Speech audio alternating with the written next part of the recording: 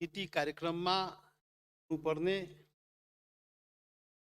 कार्यक्रम काढलेले आहे.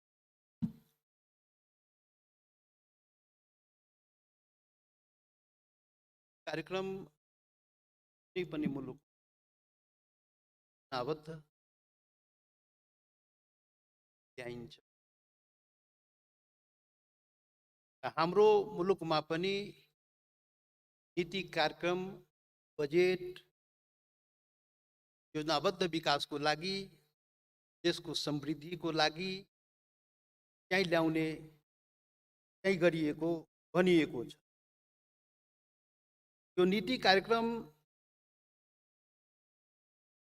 लोकतन्त्र आइसकेपछि प्रजातन्त्र आइसकेपछि 47 सालपछि यो जुन आएको यो 30औं पटक हो. हाम्रा विभिन्न सरकारले यो नीति कार्यक्रमहरू ल्याउँदै गरेको छ. बजेट पनि जति नीति कार्यक्रम त्यति बजेट पनि आउने गरेको छ र विकासको लागि पञ्चवर्षीय योजनाहरू पनि बनेको छ. अहिलेसम्म 15वटा पञ्चवर्षीय योजना पनि बनेको छ. प्रत्येक साल योजना आयोगले कार्यक्रम बनाउँछ, बजेट बनाउँछ. राष्ट्राध्यक्षले नीति कार्यक्रम यहाँ वाचन हुने गरेका छ. अर्थमन्त्रीले बजेट प्रस्तुत गर्ने गरेका छ. के भइरहेको 2013 सालदेखि पञ्चवर्षीय योजना बनिरहेको छ. 2007 सालदेखि यो वार्षिक बजेट बनिरहेको छ. 70 वर्षदेखि यो वार्षिक बजेट बन्दै आएको.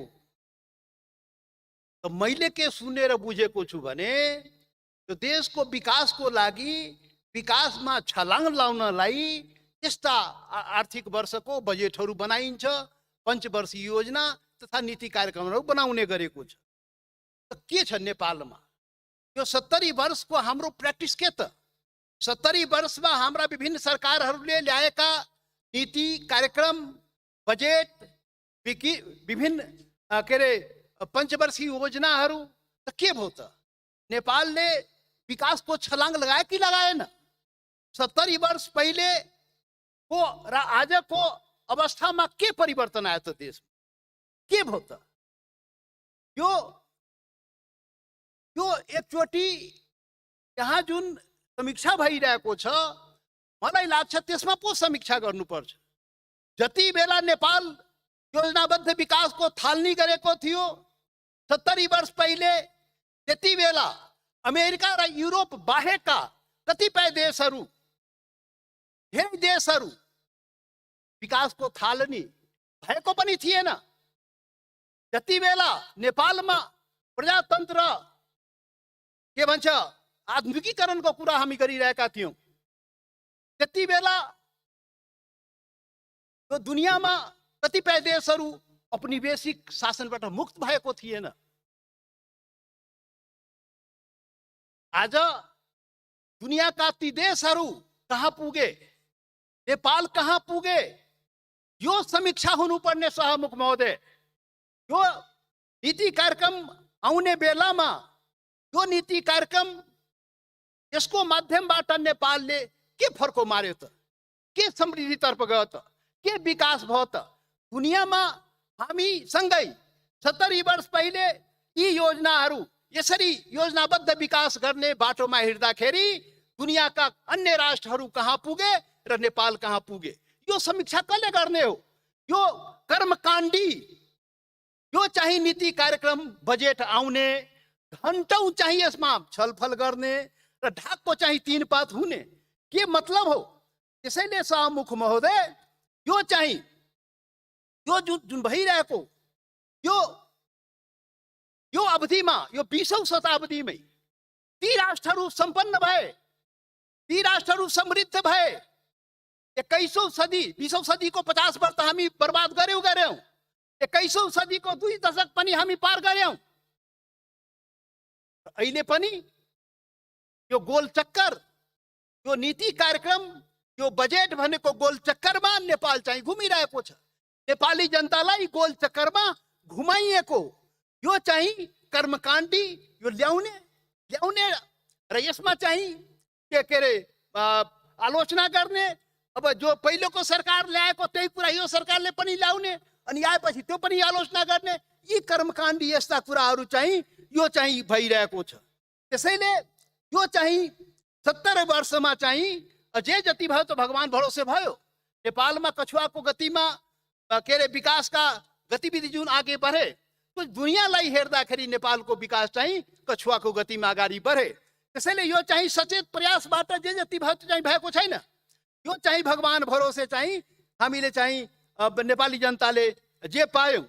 त्यसैले अब समीक्षा के गर्नु पर्यो भने यसको कारण के त, यो असफलताको कारण के त, नीति कार्यक्रम ल्याउने बजेट ल्याउने तर मुलुक समृद्धितर्फ नजाने यसको कारण के, यसको समीक्षा गर्नुपर्छ इमानदारीसँग सबै मिलेर।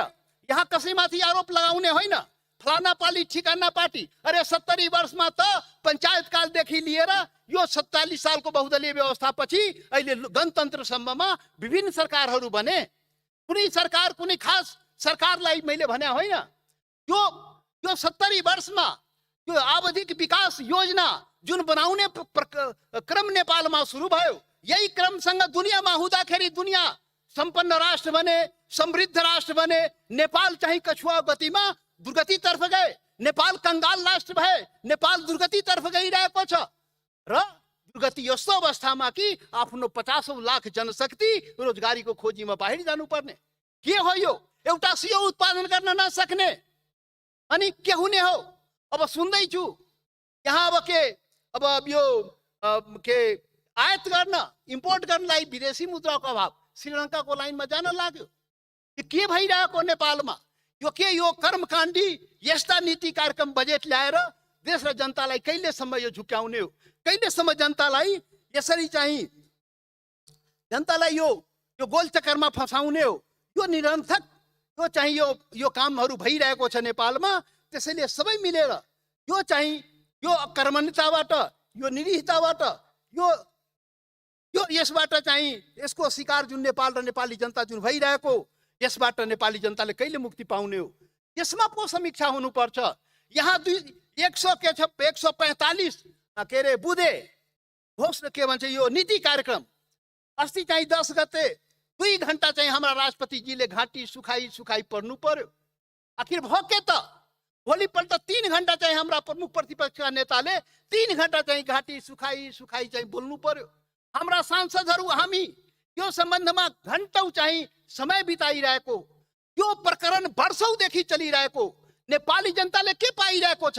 आज नेपाली जनतालाई यसमा छ यो संसदप्रति आकर्षण कि यहाँ हाम्रो भाग्यको फैसला भइरहेछ, हाम्रो चाहिँ भविष्यको फैसला भइरहेछ, हाम्रो समृद्धितर्फ नेपाल गइरहेछ। 1% पनि छ नेपाली जनताको ध्यान यो संसदमा? के हो त यो?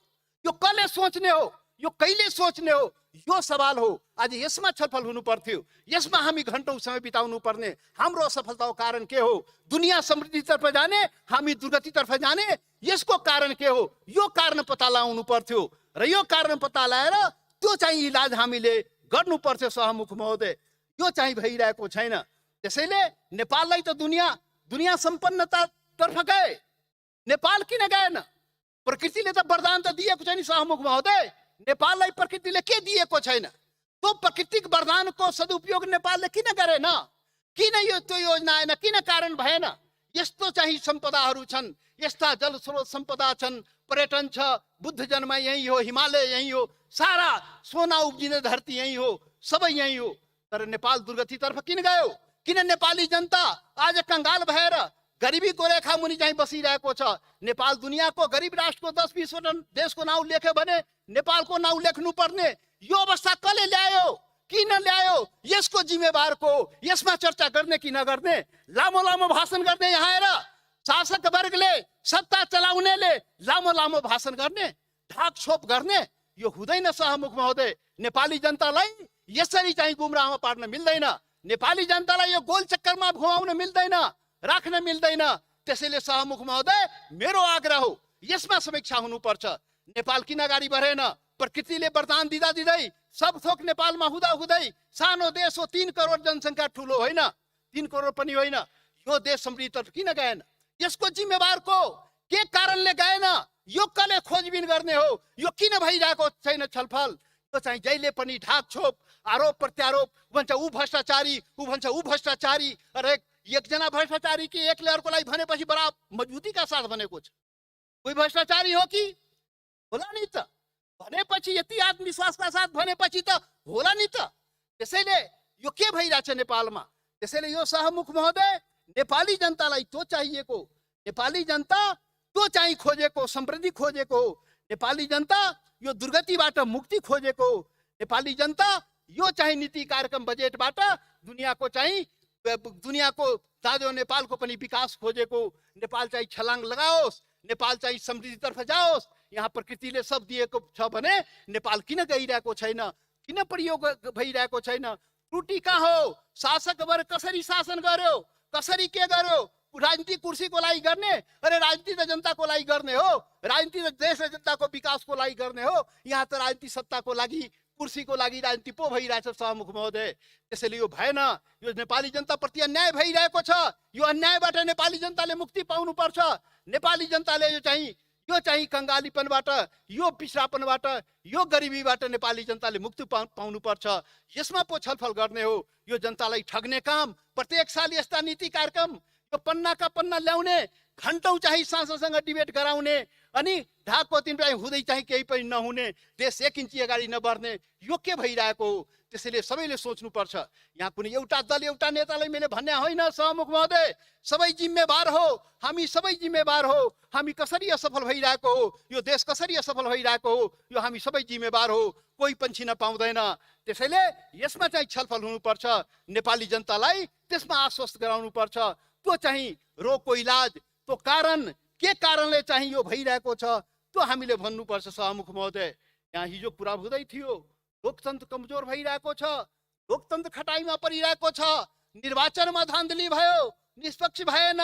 अरे लोकतन्त्र, ये लोकतन्त्र यही लोकतन्त्र हो, यही लोकतन्त्र हो। यस्तो निर्वाचन अनि त्यो लोकतन्त्र चाहिँ बलियो हुने, त्यो निर्वाचनले कस्तो निर्वाचन हामी गराइरहेछौँ, त्यो निर्वाचन कस्तो निर्वाचन हो सहमुख महोदय। स्थानीय तहको निर्वाचन अनि लोकतन्त्रको के चाहिँ मजबुती, लोकतन्त्रको मजबुती भइरहेछ कि भ्रष्टाचारीको मजबुती भइरहेछ, भ्रष्टाचारी तन्त्रको मजबुती भइरहेछ। यहाँ भर्खर पूर्व प्रधानमन्त्रीले भन्नुभयो, बिना पैसाको त हुँदैन, भोटै हुँदैन, खर्चिलो भइसक्यो, खरिद बिक्री भइरहेको छ। यो लोकतन्त्र बलियो भइरहेछ कि भ्रष्टाचार तन्त्र बलियो भइरहेको छ नेपालमा। अनि अरे कस्तो लोकतन्त्र, कस्तो बहुदलीय व्यवस्था। हामी आफ्नै लोकतन्त्रमा, बहुदलीय प्रणालीमा आफ्नो पार्टीलाई के अरे नीति सिद्धान्त आदर्शको आधारमा पार्टीलाई मतदान गर्ने हो। यो कस्तो मुलुक हामी, कस्तो लोकतन्त्र, कस्तो दलीय व्यवस्था। हाम्रो आफ्नै पार्टीलाई मतदान गर्न पाउँदैन भनेर यहाँ भनिन्छ हो, आफ्नो पार्टीलाई मतदान गर्न पाउँदैन। कस्तो लोकतन्त्रको कल्पना हो, कस्तो दलीय व्यवस्थाको कल्पना गरे हो हामीले। के हो यो, यो लोकतन्त्र हो, यो लोकतन्त्रको मजबुतीको काम गरे हो। र यस्ता निर्वाचनले लोकतन्त्र बलियो हुने हो र। अरे लोकतन्त्रको कार्यभार त पुरै भएको छैन, लोकतन्त्र शब्दको दुरुपयोग नेपालमा भइरहेको छ, लोकतन्त्रको चाहिँ शब्दको आफ्नो स्वार्थमा चाहिँ प्रयोग भएको छ, कतै नेपाल जनताको लागि त्यो लोकतन्त्रको प्रयोग भएको छैन सहमुख महोदय। त्यसैले त्यहाँ लोकतन्त्रलाई पनि कमजोर गर्ने काम, लोकतन्त्रको दुरुपयोग गर्ने काम यो चाहिँ भइरहेको छ। यो चाहिँ यो स्थानीय लोकल इलेक्सनको जुन कुरा भइरहेको थियो, हामी पटक पटक भन्यो लोकल इलेक्सन विकास संस्था हो, विकासको नाममा चुनाव हुनुपर्छ, दलीय आधारमा त्यहाँ पार्टीको आधारमा चुनाव जरुरी छैन। 30 वर्ष भइसक्यो भन्दा भन्दै, 30 वर्ष भइसक्यो भन्दा भन्दै आखिर के आज भइरहेको छ, जनताले के भनिरहेको छ। आज के भन्छ, यहाँका पार्टीले भन्छ हाम्रो पार्टीमा मतदान नगर, हाम्रो पार्टीको चिन्हमा नगर। के भने हो त्यो, के हो त्यो लोकतन्त्र। त्यसैले त्यो लोकतान्त्रिक मूल्य मान्यताको यो चाहिँ लोकतन्त्रलाई कमजोर गर्ने काम पनि अहिले चाहिँ भइरहेको छ सहमुख महोदय। यो चाहिँ यो नीति कार्यक्रमको 144 उसमा चाहिँ लेखा छ, सबै नेपालीको चाहिँ सक्रिय चाहिँ सहभागिता चाहियो, सहयोग चाहियो। यसलाई कारण गराउनलाई सम्पूर्ण नेपाली जनताको यसमा चाहिँ सक्रिय सहयोग चाहियो। तपाईँ यो देशको शासनले सम्पूर्ण नेपाली जनताको सक्रिय सहयोग चाहेको हो, त्यस्तो अवस्था बनाएको हो। त्यो देशको त्यो विकास गतिविधि देखि लिएर सम्पूर्ण शासन प्रशासनमा सम्पूर्ण नेपाली जनताको सक्रिय सहयोगको अवस्था बनाएको हो कि होइन? तपाईँ रोप्ने कटहरको पकेर रुख अनि त्यसबाट आम फल्ने भनेर आशा गर्ने? अरे तपाईँ सम्पूर्ण नेपाल, यो नेपाललाई सम्पूर्ण नेपालीको लागि बनाए कि बनाएन? यो नेपाललाई सम्पूर्ण नेपालीको लागि बनायो भने मात्रै तपाईँले यो कुरा चाहिँ लेख्न मिल्छ, भन्न मिल्छ। मलाई लाग्छ यो नेपाल सम्पूर्ण नेपालीको लागि बनेन सभामुख महोदय। यो नेपाल 270 वर्ष पहिले बन्दाखेरि राजा पृथ्वीनारायण शाहले नेपालको एकीकरण गरे भनेर भनिएको छ। एकीकरण भयो, त्यसमा विभिन्न आफ्ना टीका टिप्पणी होला आफ्नो ठाउँमा, तर नेपाल त एक भयो नि त। नेपालको एकीकरण त भयो नि त। नेपाल त विभिन्न आफ्ना छुट्टा छुट्टै पहिचानहरू थिए, राज्यहरू थिए, राज्य थियो। नेपालको एउटा पहिचान पायो, एकीकरण भयो। त्यो 70 वर्ष पहिले राजा पृथ्वीनारायण शाहले गरे। त्यति बेला एउटा कुरा, त्यो इतिहासको कुरा म सम्झिन्छु, त्यति बेला भनेको थियो त्यो नेपाल 4 वर्ण 36 जातको चाहिँ साझा फुलबारी हो। नेपाल त्यस्तो फुलबारी बनाइयो। अरे त्यसपछिको शासकले नेपाललाई साझा फुलबारी बनाए। यहाँका शासक वर्गले तो भूगोलको एकीकरण बाहेक के गरे? तो नेपाल हिमाल पहाड तराई मधेसबाट बनेको सैकड़ों जात जाति वर्ग समुदायबाट बनेको देश, यसलाई सबैको साझा फुलबारी बनाइयो। भूगोलको एकीकरण गरेर खाली देश बन्छ? देश बन्नलाई माटो र मन दुईटै मिल्नु पर्छ। माटो र मन मिले भने देशको निर्माण हुन्छ। यहाँ माटो मिलाउने, मन नमिलाउने। अरे शासक वर्ग, अरे माटो र मन दुईटै मिलाउन। नेपाल एकीकरण भएको यो सबैको साझा फुलबारी हो। तिमी आफ्नो लागि शासन गर्ने, आफ्नो लागि संविधान बनाउने, आफ्नो लागि कानुन बनाउने, अनि यो चाहिँ नीति कार्यक्रममा चाहिँ सबै नेपालीको चाहिए, सबै नेपालीलाई, सबै नेपालका सबै नेपालीलाई नेपाली बनाउन त। नेपाल सबै नेपालीको लागि बनाउन त। अनि संविधान म सुने गर्छु सभामुख महोदय, संविधानबाट शासन चल्छ देशको। त्यही संविधानबाट जनता अधिकार सम्पन्न हुन्छ, त्यही संविधानबाट जनताले पहिचान पाउँछ। अनि नेपालमा के भइरहेको छ? नेपालमा के भइरहेछ सभामुख महोदय? जुन जनताको लागि संविधान बनाइन्छ त्यो जनतालाई गोली ठोकिन्छ, अनि गोली ठोकेर संविधान घोषणा गरिन्छ। मान्यजी समय सकियो। सभामुख महोदय 1-2 मिनटमा म सकिहाल्छु, केही छैन। त्यसैले सभामुख महोदय, यहाँ उल्टो काम, यहाँ गलत काम, यहाँ बिल्कुल यहाँ कथनी र कर्नीमा आकाश पतालको फरक छ। त्यसैले सभामुख महोदय, यहाँ यो नेपाल सबैको लागि बनेन। यो नेपाल यो देशमा सबै जाति, सबै वर्ग, सबै समुदायको लागि बनेन। यो चाहिँ यो नेपाल बहुराष्ट्रिय राज्य हो, यो सबैको देश हो।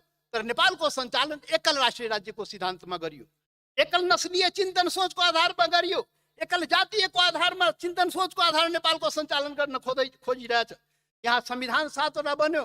संविधान पटक पटक परिवर्तन हुन्छ, व्यवस्था परिवर्तन हुन्छ, तर विचार र व्यवहार कहिले पनि परिवर्तन हुन्छ सभामुख महोदय। यही कारण हो यो सम्पूर्ण देशको जनता अधिकार सम्पन्न भएन, सम्पूर्ण देशको जनताले पहिचान पाएन र अधिकार पहिचानको लागि आज पनि सङ्घर्ष गरिरहेको छ र परिवर्तनको कुरा गरिरहेछ।